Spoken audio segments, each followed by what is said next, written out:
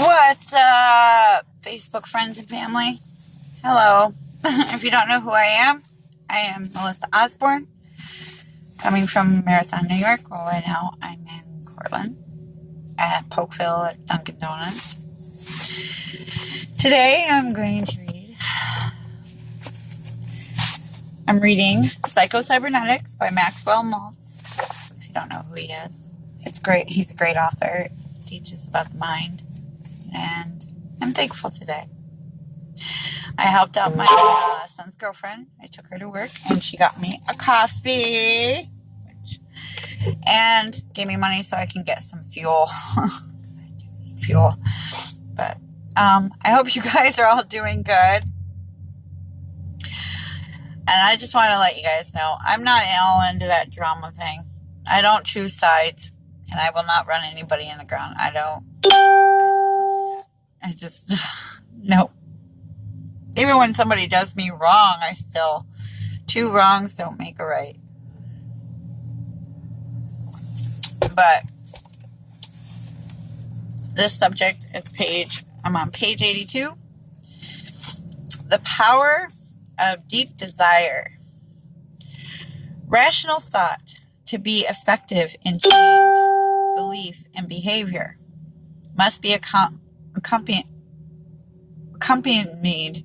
with deep feeling and desire. Picture to yourself what you would like to be and have, and assume for the moment that such things might be possible. Arouse a deep desire for these things.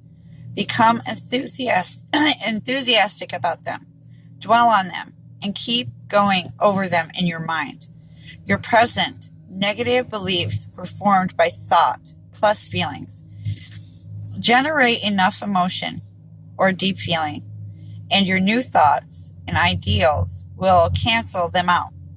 If you will analyze this. Hi, Jennifer. How you doing?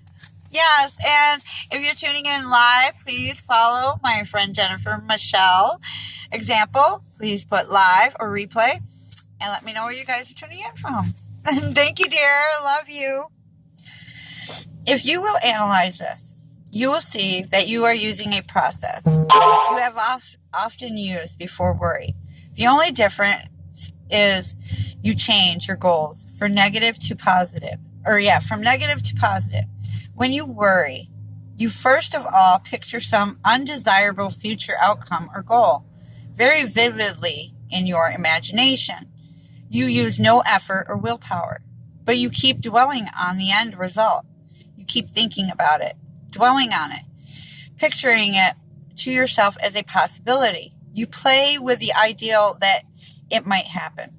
This constant repetition and thinking in terms of possibilities makes the end result appear more and more real to you. After time, appropriate emotions are automatically generated. Fear, anxiety, discouragement.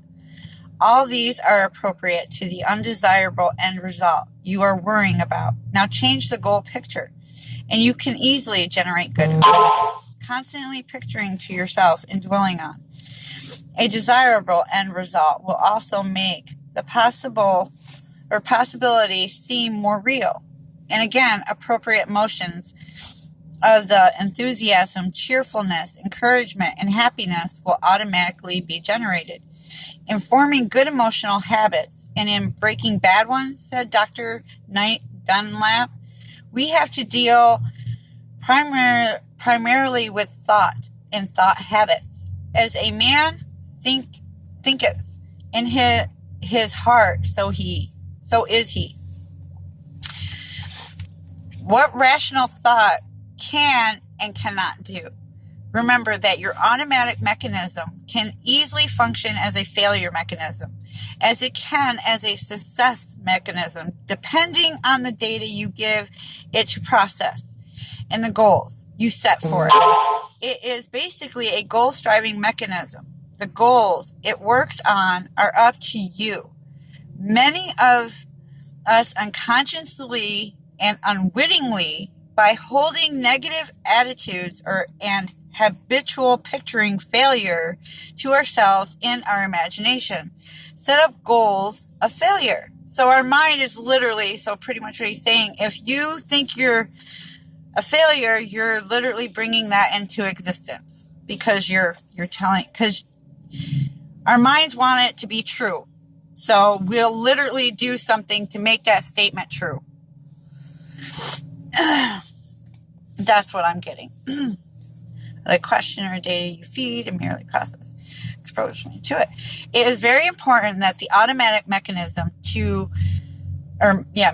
be given true facts concerning the environment. This is the job of conscious, rational thought, to know the truth, to form correct evaluation, estimations, and opinions. In this connection, most of us are prone to underestimate ourselves and overestimate the nature of the difficulty facing us. Always think of what you have to do as easy, and it will become so, said Emily Coet, the psychology and pharmacist who introduced a popular method of psychotherapy and self-improvement based on optimistic autosuggestion. In the same vein, psychologist Daniel W. Jocelyn wrote in his book, Why Be Tired?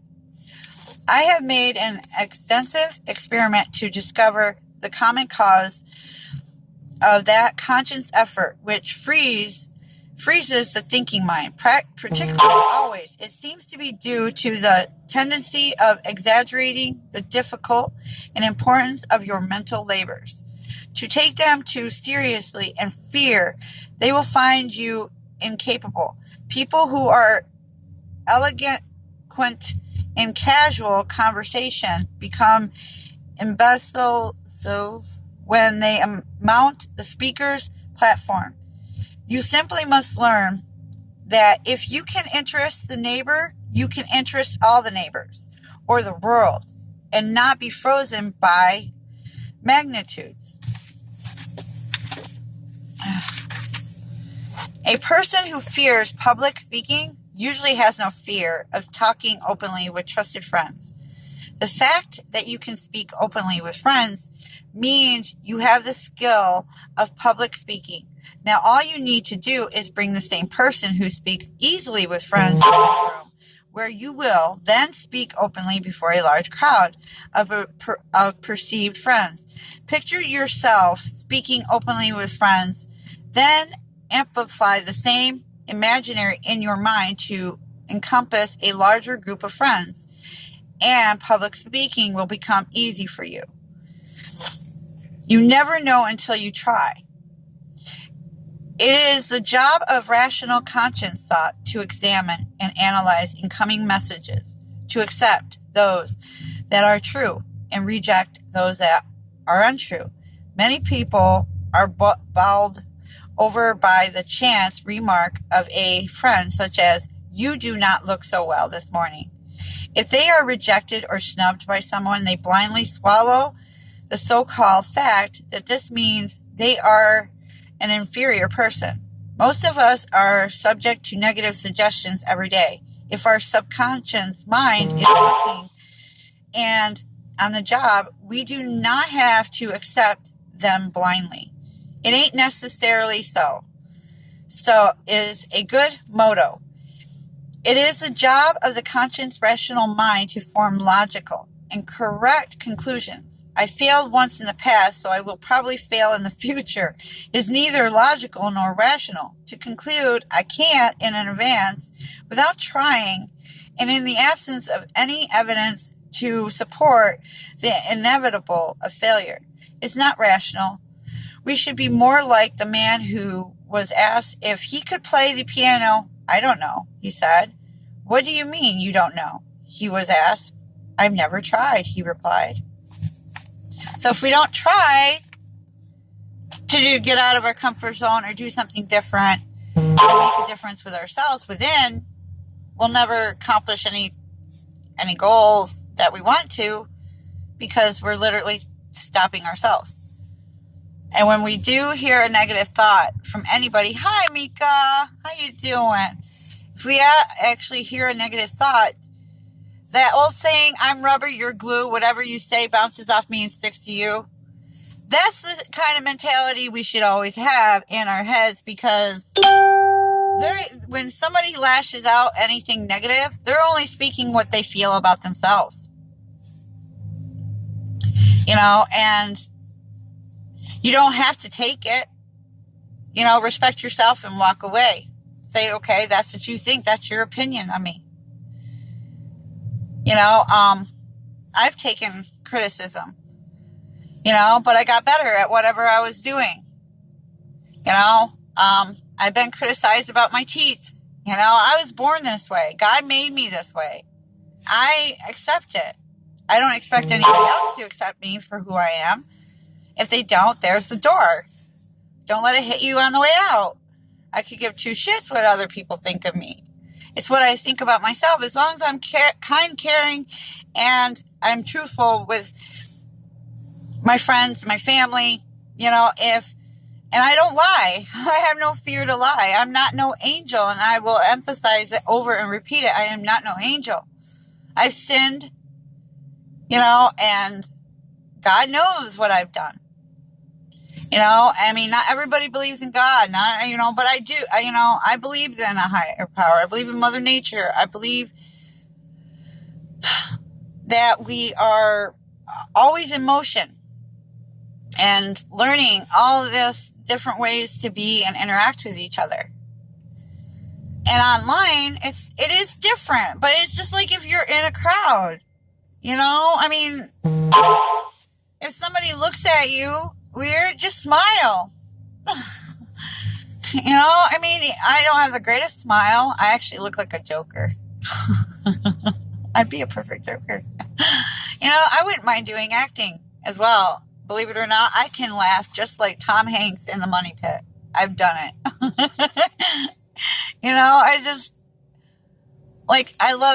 I'm good at movies. I'm good at certain music. I can name off who sings them to an extent. Depends on who it is. But I'm just grateful. I'm just grateful to be alive. I'm grateful to have people that I can inspire or help. Let them know that they are special. A lot of people don't think they're special. We all have a special uniqueness about ourselves because nobody is the same. Nobody. And when somebody, when you're doing something that is free, a lot of people don't think it's valuable, but it is. It's whether what you do with that free information and how you want to perceive it, if you want to go after your goals or your dreams. I love the program that I'm in. Why? Because it's teaching me how to use the internet, how to be, real, authentic, and just, you can advertise anything you want. If you know the proper, I'm not good. Hi, Jeto, or G2. Hi, Jeff. How you doing? And,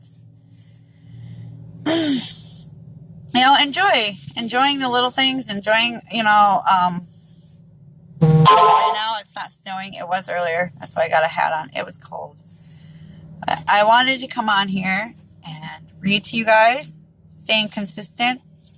I'm getting through this book. I'm actually proud of myself. I'm getting through this book so far. And then my next one is Think and Grow Rich. Or Asking It Is Given. I think that will be my next book. There's another few other ones that I want to get as well. But see, my story, I was telling a friend I was going to write this big long ass post before I go. I want just to tell you, I wrote this long ass post and I was explaining where things in my timeline started going to shit. When my grandmother passed away, I was 10 years old. She died before Christmas.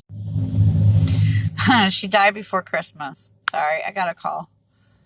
There, I invited him. Not everybody needs to know my story, but this is part of my story. I went into a shell. I literally shut all the emotions. I didn't grieve. I didn't cry. I went into myself. And I blocked out a lot of people. And I had problems in school. And my teacher noticed when I went back to school, I literally, she's like, because, you're supposed to grieve for 3 days or whatever, and I didn't do that. I went right back to school. I wanted to keep my mind off of the fact that she wasn't gone. She was still here. Hi, D-Ron. And then when I started hitting puberty, and my father loved me, but he was hard on me. As soon as I hit that stage of puberty, it was like, get the fuck away from me. Don't touch me.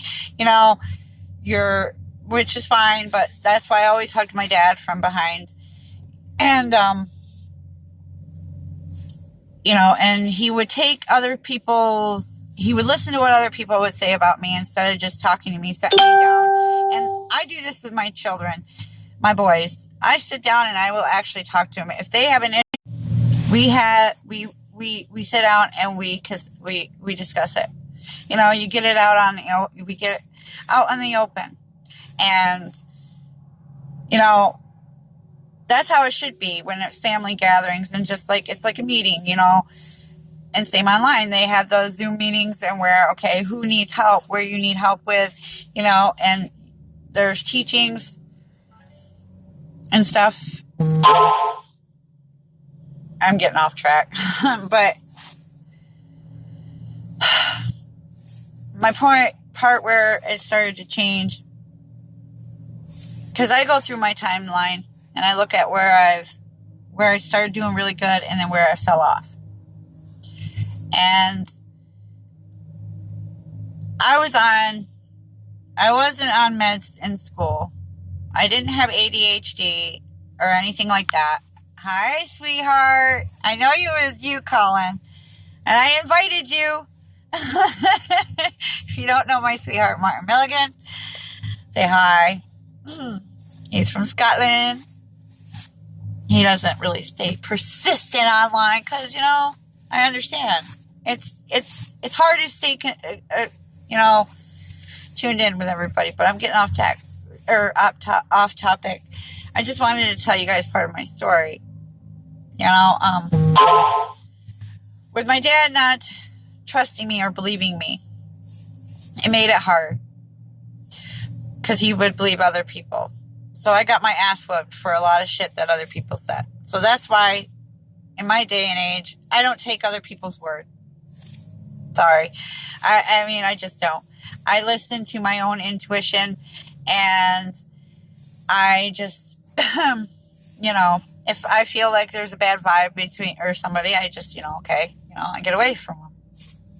But I don't believe anybody is really bad. I just, if you don't know their story, you shouldn't judge a book by its cover. And eyes are, beauty is the eyes of the beholder. I don't, somebody that is freaking gorgeous can be ugly inside. Hi, Joe. Hey, cuz. What's up? But it's the truth. You can be beautiful on the outside and be ugly on the inside. And you can be rich and still be, it depends on how you treat others in this life. I'm not going to treat anybody less because I'm not better than anybody else. And, I'm growing on this. I'm not afraid to show my true colors. And I think beauty and showing your true colors is really amazing. But I'm not going to ridicule anybody online or even in person. If I don't like somebody, I don't want to be around them. Simple as that. But if they come to my house and you give me attitude, I'll tell you there's a freaking door. Don't let it hit you. And I don't disrespect people when I go in their home. It's like that song, Come On Over with Shania Twain. Come on over, put your feet up. That's me. This is how I treat my friends and family. Come on over. I'll get you a cup of coffee, whatever. Shoot the shit. Enjoy your company. Stay off my freaking phone. My phone is not always a priority. It has been for the past 3 years. I will admit that. I shut out everybody. Why? Because everybody, when I needed help, And counseling sure wasn't helping me. I mean, I go to counseling. I do seek counsel. I'm not on any medication. I do smoke weed once in a while. Hey, brother. You know, and I have a few beers once in a blue moon. Does that make me a bad person? I don't drink and drive, so it doesn't make me a bad person. I stay home. You know, I chill out. You know, I even visited with my son and my cousin David yesterday. And it was nice. It was nice. We had a good time.